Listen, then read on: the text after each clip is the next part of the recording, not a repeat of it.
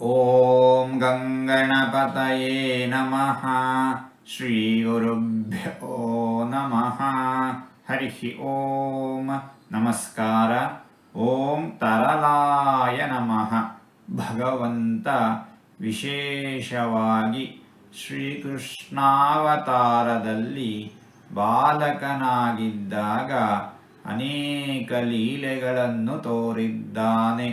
ಎಲ್ಲರನ್ನೂ ಆಕರ್ಷಣೆ ಮಾಡಿದ್ದಾನೆ ಭಗವಂತ. ಭಗವಂತ ತುಳಸಿಯ ಮಾಲೆಯಲ್ಲಿ ವಿಶೇಷವಾಗಿ ಸನ್ನಿಹಿತನಾಗಿರುತ್ತಾನೆ. ಭಗವಂತ ಮಾಲೆಯಲ್ಲಿರುವ ಪದಕದಂತೆ ಭೂಷಣನಾಗಿದ್ದಾನೆ.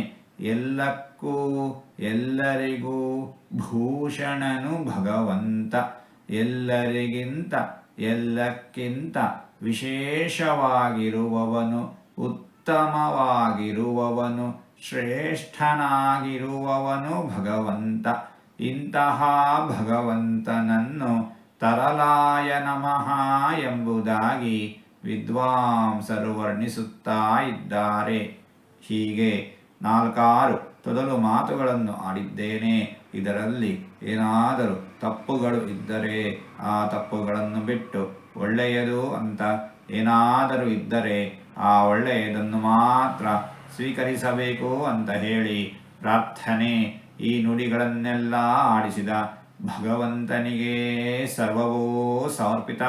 ಸರ್ವಂ ಶ್ರೀಕೃಷ್ಣಾರ್ಪಣಮಸ್ತು.